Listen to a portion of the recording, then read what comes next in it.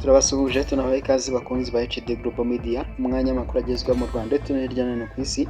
Njye mugiye kubana nitwa Dani Hambo, umurongo ni HD Global Media. Imbugezeho bwa mbere banza dukandire kuri subscribe maze ubundi tuze dutangira n'amakuru yacu mu buryo burambuye. HD Global Media. Reka amakuru yacu tere mu Rwanda ku inkuru ibabaje tubabwire ko umufana ukomeye w'ikipe ya Mukura FC ndetse n'ikipe y'igihugu y'u Rwanda Amavubi Mukanemeye Madeleine uzwi nka Mama Mukura yitabye Imana azize uburwayi. Iyi nkuru y'akababaro yagiye hanze ku gicamunsi cyo kuri iki cyumweru tariki ya 3 Kanama 2025. Mama Mukura yitabye Imana azize uburwayi yaramaranye igihe dore ko bwanatumye ajya mu bitaro mu minsi yashize. Mukanemeye Madeleine wari ufite imyaka 103 azwiho kuba umufana w'ibihe byose wa Mukura FC ikipe y'igihugu y'u Rwanda Amavubi, aho yabigaragaje kubwo kudasiba umukino n'umwe aya makipe yakiniye kuri stade mpuzamahanga ya Huye. Naho kandi banki nkuru y'u Rwanda BNR yatangaje gahunda yo kwiga no kugerageza uburyo yashyiraho ifaranga rishingiye ku ikoranabuhanga rizwi nka Central Bank Digital Currency.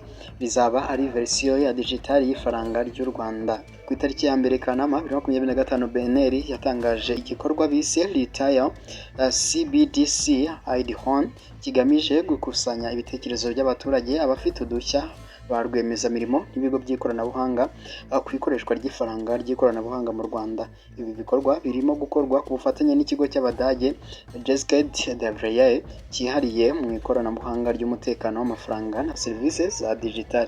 Iyi gahunda iri mu cyiciro cya kabiri cy'iterambere ry'ifaranga rishingiye ku ikoranabuhanga kizwi nka Proof of Concept muri bitanu byasobanuwe n'ikigega mpuzamahanga cy'imari IMF. Itegura igerageza icyitegererezo igerageza ry'amasoko no gushyirwa mu bikorwa. CBDC ni ifaranga rya digital ritangwa kandi rigashyirwaho n'igihugu binyuze muri banki nkuru, rikagira agaciro karinganiye n'ak'ifaranga risanzwe rifatika. Ryaba rigenewe abaturage rigakora nka mobile money cyangwa amafaranga yo mu ntoki, cyangwa rikaba rigenewe ibigo by'imari mu guhererekanya amafaranga hagati yabyo. CBDC ishobora gushingira kuri konti isaba kumenyekana kuyikoresha cyangwa ikaba imeze nk'ifaranga risanzwe rikoreshwa n'urifite nta yindi nzira biciyemo. BNR irimo kugerageza ikoreshwa rya CBDC mu buryo bw'imbere mu gihugu, ikizwe nka closed loop testing ku bantu bake barimo amabanki n'abacuruzi. Birimo kugeragezwa birimo uburyo bwo kwishyura hatifashishijwe murandasi, uko yakwifashishwa na telefone zidafite internet hifashishijwe USSD, imikoreshereze n'umutekano w'ikoranabuhanga n'inyigo ku mategeko n'uburyo bujyanye n'amategeko y'igihugu. Icyiciro cy'igerageza kizamara amezi 5 kikazasozwa mu Kwakira 2025. BNR ivuga ko gushyira mu bikorwa CBDC bitarafatwa nk'umwanzuro, ahubwo hazabanza gusuzumwa ibisubizo byavuye mu igerageza mbere yo gufata icyemezo ku cyiciro gikurikiyeho. Mu bushakashatsi bwakozwe muri 2023 BNR yagaragaje amahirwe atandukanye CBDC yazana, ariko yakibandwaho cyane n'ubushobozi bwayo bwo gufasha mu kwihanganira ibibazo bya sisitemu zifashishwa mu kwishyura, guteza imbere udushya no kongera amarushanwa, kugabanya ikoreshwa ry'amafaranga yo mu ntoki no koroshya ikoreshwa ry'inkunga zo hanze. Nubwo amashanyarazi mu Rwanda yateye imbere, inzego zimwe cyane mu byaro ziracyahurira n'ibura ryawo, bigahungabanya uburyo bwo kwishyura hifashishijwe ikoranabuhanga. CBDC ishobora gukomeza gukora no mu gihe nta muriro cyangwa internet ihari, bigafasha abaturage kwishyurana mu buryo bwa peer to peer bidasabye umuhuza cyangwa serivisi z'itumanaho. Mu gihe mobile money ya MTN na Airtel bifite hafi 70% by'isoko kuva muri 2022, bituma ibiciro bijya hejuru kandi ntihagire amarushanwa menshi abaho. CBDC izaba uburyo bushya bwo kwishyura buhendutse kandi bworoshye bwinjiza abandi bahanga bashya ku isoko n'udushya dushingiye ku ikoranabuhanga.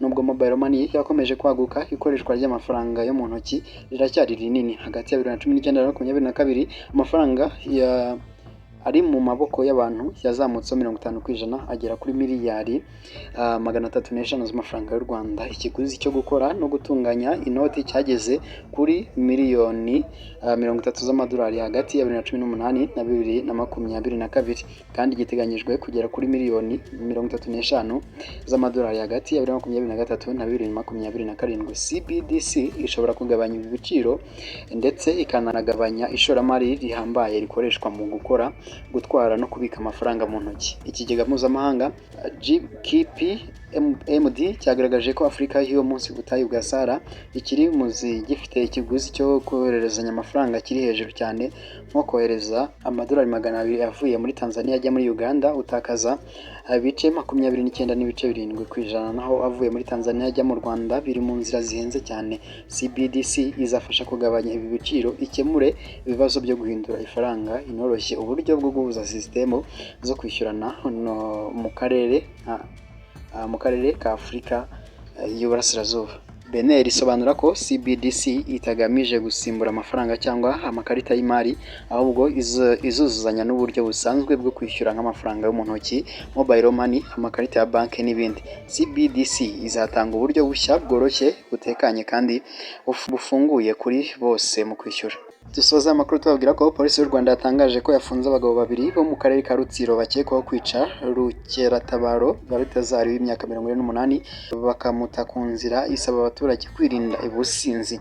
Amakuru y'uru rupfu yamenyekanye ahagana saa 6 z'ijoro rishyira kuri iki cyumweru mu murenge wa Ruhango, akagari ka Kavumu mu mudugudu wa Gasasa.